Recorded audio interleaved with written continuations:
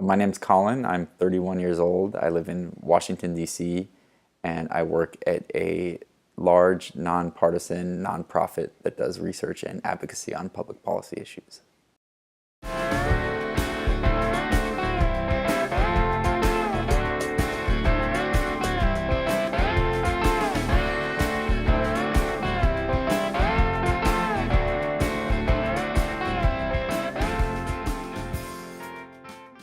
You worked for a Congresswoman in California for a couple of years.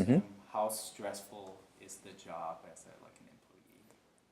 I would say it's a very stressful job. I think there's been a lot of disinvestment in congressional staffing, so there's never enough staff to do the amount of work that's necessary. And I think members of Congress get sort of a bad rap because people say Congress is never in session, they're never doing their jobs. But really, they have sort of a 24/7 job since, as you know, they're also having to campaign at the same time, and the demands on their time are huge. So, as you're a member of their small staff, that sort of trickles down to you as well. So, there's a huge expectation that you'll be responsive to constituent needs. And then if you're in the Washington, D.C. office, you're also responding to everything that's going on in the news. And if you work in the House of Representatives, you're doing all that with a staff of maybe 10 people.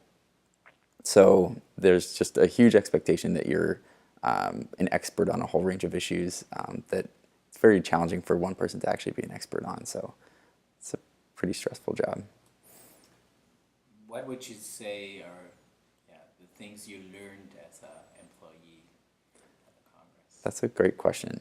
I think you learn how things actually happen. I think there's a lot of mythology and stuff that gets written in the news about deal making and all of this politicking that happens, and certainly a lot of that does take place. But to use the expression, being there really cuts through all the BS, and you can see the practicalities that drive something to happen. So you learn that bills don't get passed just because it was a good idea or because somebody gave a ton of money to it. There has to be all of this alignment of groups that want it to happen, forming coalitions, and then the timing has to be right, and you have to have support from different members of Congress and from the administration. And so you learn sort of all the pieces that have to fall into place in order for things to change. And especially in the U.S. Congress now, you realize how hard it is to change something. Like even the smallest thing that you want to add to a bill can create like a problem that causes it to fall apart at the last minute. So that was really eye-opening to me. And I think a lot of people don't realize how hard most members of Congress work. At least the one that I worked for was just like completely indefatigable and just flying across the country. It's a really stressful job with a lot of demands. So, what do you think about lobbyism also in Washington, D.C.? That's a good one. I think lobbying also has a really negative connotation to it, and I understand why, because it's really antithetical to this American ideal of, democracy, that people can sort of pay to play, and the person with the most money is the person that can get something done, and to an extent that really is true.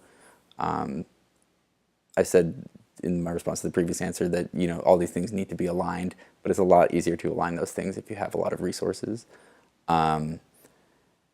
That said, I know I relied really heavily on lobbyists when I was working there, just because some of the under-resourced nature of things that I was describing before. I, as a staff member, was expected to do a lot and know a lot about a lot of things, but one person can't possibly do that. So lobbying, or advocacy, as they call it,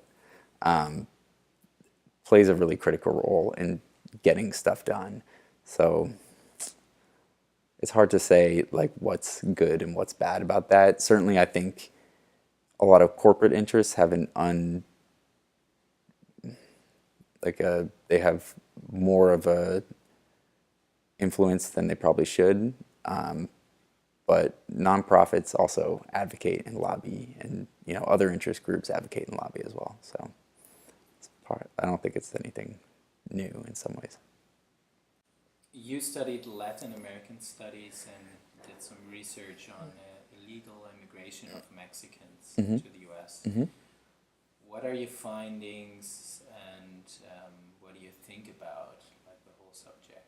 Sure. So anything that I found out is going to be pretty out of date, since I did my research all before the Great Recession, so all before 2008. And that was a really big pivot point in undocumented immigration, especially for Mexicans. So before that time, there had been a huge upward trajectory in the number of people coming to the U.S.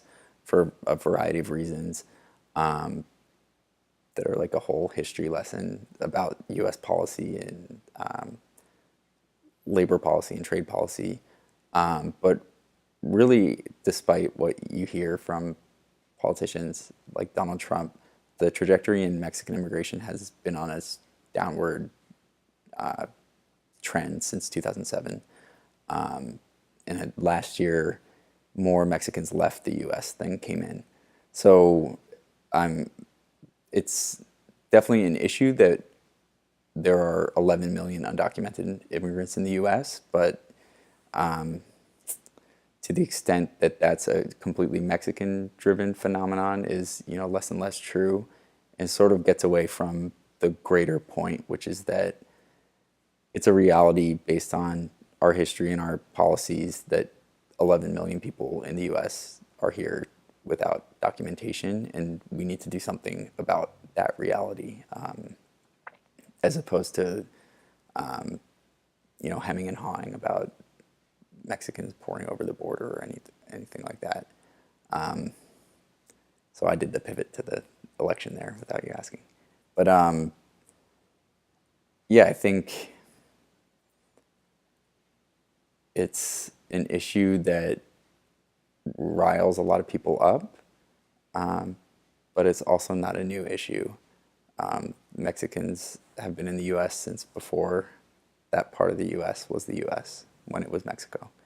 And people have felt that they needed to scapegoat immigrants throughout U.S. history. So in a lot of ways, it's not a new thing. I think a lot of what drove some of the conversation in terms of anti-immigrant sentiment in some parts of the country is that certainly Mexican immigration changed geographically in the 90s and 2000s. So before that, you had a high concentration of Mexicans and Central Americans living in California, Arizona, Texas, the Southwest states. And the big phenomenon of the 90s and 2000s was the spreading of that immigration pattern to other parts of the country that hadn't had any Mexican population before. So New York, or minimal Mexican population before, New York, the South, the Midwest. So I think that's what my research was about. So I was focusing on the area where my parents lived in New Jersey that had a growth of a population of undocumented, mostly undocumented Mexican people, and looking at how the different towns were sort of responding to that.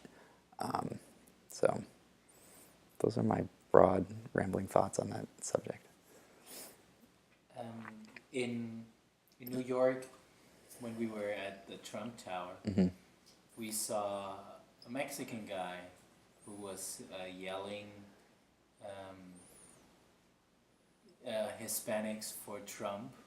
We are many, there are a lot, and stuff like that. What do you think? Are there many, or is it like a... I mean, I suspect no, but there are always going to be people who for whatever reason, have a certain perspective. I think there is a strain in some U.S. immigrants to sort of pull up the ladder behind them. I think especially some immigrants, not to speak for them, but they feel that they went through a process in the right way, and they're resentful that other people aren't, following that same path. I think there's a big extent to which a lot of anti-immigrant sentiment among the native population also comes from that same idea, where they have sort of an idea that their parents or their grandparents or whatever, every American, if they're not Native American, has an immigrant past. But they have a sense that that was done the right way, and people now are doing it the wrong way. So I'm not surprised that there are Hispanics for Trump or Asians for Trump, but I suspect that they're the minority of people, the vast minority. And I think most people, when confronted with openly hostile language from a candidate about, their in-group, are going to respond to that negatively. So at the end of each interview, we ask we ask the people what they think will happen on the election day, the 8th of November. So maybe you can give like a small forecast. And Okay. maybe even say, why do you think Sure. it will happen like that? Sure. So I do think that Clinton will win, though I try not to be superstitious, but I try to set my expectations low so that I can be pleasantly surprised. So I'm not super confident. I am super confident that she'll win, but I'm not 100% sure, and I'm prepared for, something unexpected to happen.